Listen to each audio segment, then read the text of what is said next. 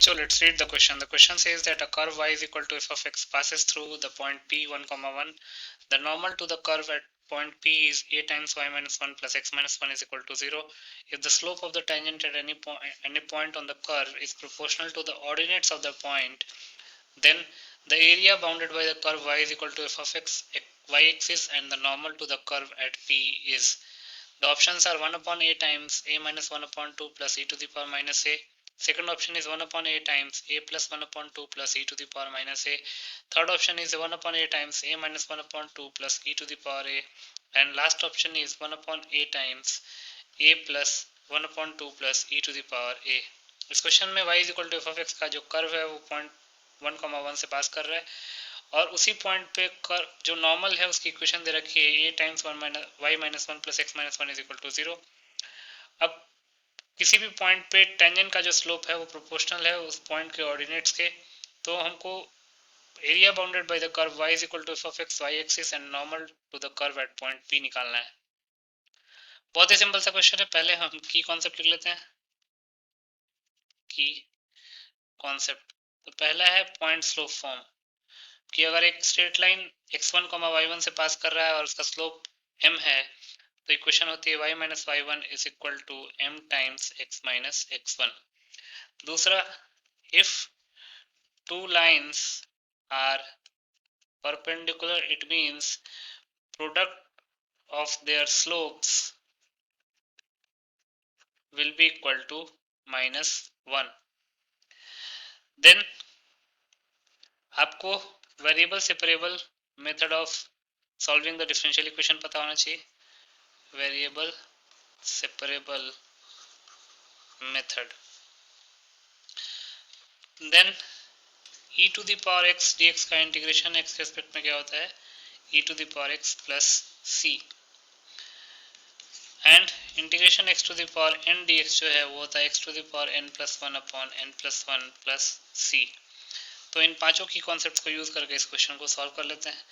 तो according to the question, normal to curve at p1, 1 क्या दे रखा है y minus 1 is equal to minus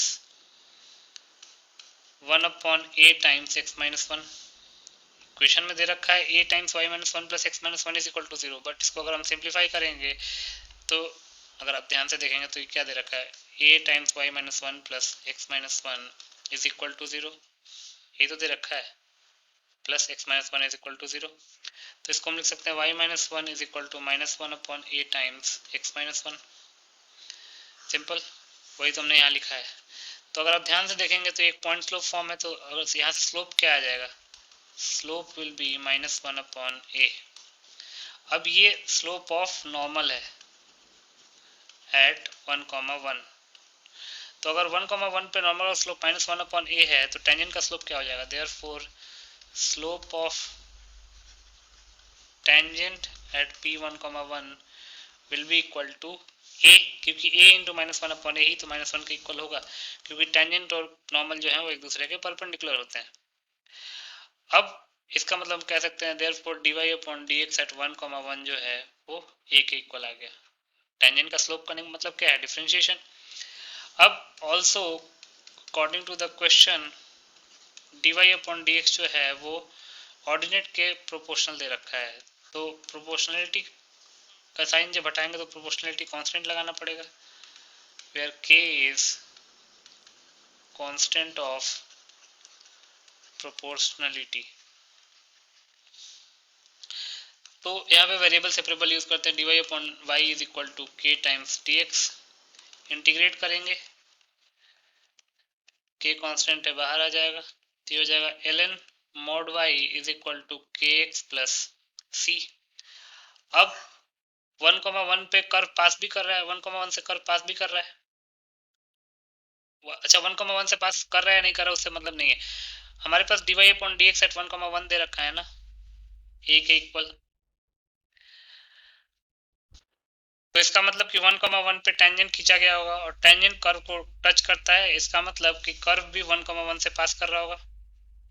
तो लिख सकते हैं सिंस कर्व passes through 1,1, तो इसका मतलब ln 1 will be equal to k into 1 plus c constant of integration है, तो ln 1 की वैल्यू तो 0 हो जाएगी, is equal to k plus c, तो यहाँ से c की वैल्यू आ जाएगी माइनस k के इक्वल। तो इक्वेशन क्या बन जाएगा, therefore equation will become as, इसको अगर हम इक्वेशन ए का नाम दे दें तो इक्वेशन ए क्या बन जाएगा, ln mod y is equal to kx minus k। अब इसको अगर हम डिफरेंशिएट करें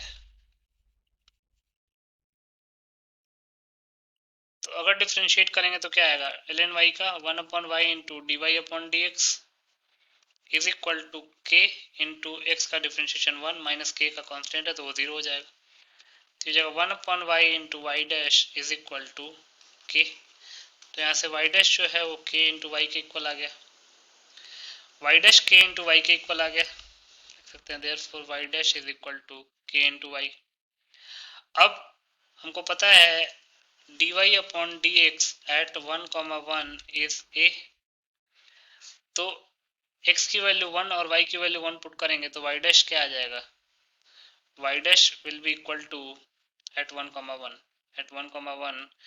k, y डैश जो है वो k के इक्वल आएगा, और y डैश की वैल्यू क्या है, a के इक्वल दे रखी है एट 1,1, तो a की वैल्यू k के इक्वल हो जाएगी। तो इसका मतलब कि ये जो इक्वेशन था ln mod y is equal to kx plus c, therefore equation a will become as ln of mod y is equal to kx plus c की वैल्यू तो हमने निकाली थी माइनस के, kx माइनस k आ गया था, तो k की जगह पे हम a पुट कर सकते हैं, तो ये आ जाएगा a टाइम्स x माइनस 1 और ये आ जाएगा ln mod y, तो यहाँ से mod y की वैल्यू जो है वो e to the power a times x minus 1 के इक्वल आ जाएगी, तो यहाँ से y आ जाएगा plus minus e to the power a times x minus 1, ये तो कर्व आ गया हमारे पास। अब नॉर्मल जो है वो y एक्सिस को 0 पे कट कर रहा है, इक्वेशन ऑफ नॉर्मल क्या दे रखा है, equation of normal is given as y minus 1 is equal to minus 1 upon a times x minus 1, तो जहाँ पे नॉर्मल y एक्सिस को कहाँ पे इंटरसेक्ट करेगा, जहाँ पे x की वैल्यू 0 होगी, तो put x is equal to 0, तो y आ जाएगा y माइनस 1 आ जाएगा minus 1 upon a into minus 1, तो y minus 1 will be equal to 1 upon a, तो y आ जाएगा 1 अपॉन a प्लस 1।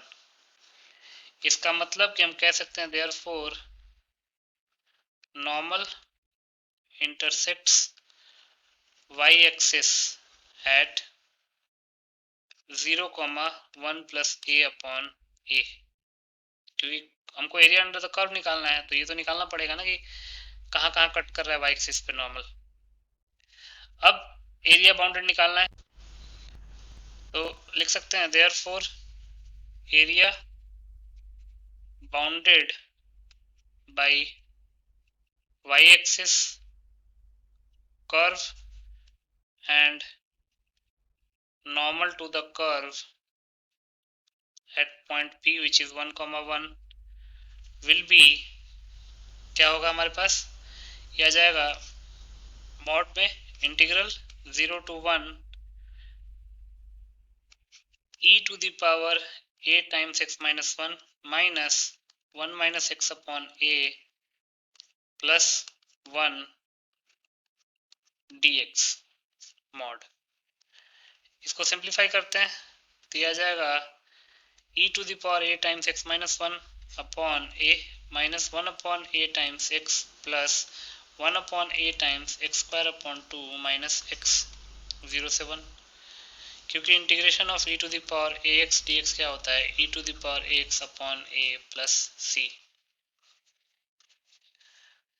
इसको सिंप्लीफाई करते हैं, अपर लिमिट और लोअर लिमिट को पुट करते हैं तो ये जाएगा 1 upon a times 1 minus e to the power minus a minus 1 upon a into a plus 1 upon 2a minus 1, हमने upper limit minus lower limit किया तो ये आ गया। सिंप्लीफाई करेंगे तो ये जाएगा mod of minus 1 plus 1 upon 2a minus e to the power minus a upon a तो ये आ जाएगा mod of 1/a times a minus 1/2 plus e to the power minus a square units. ये हमारा रिक्वायर्ड एरिया आ जाएगा। अब देख लेते हैं किस ऑप्शन में लिखा हुआ है।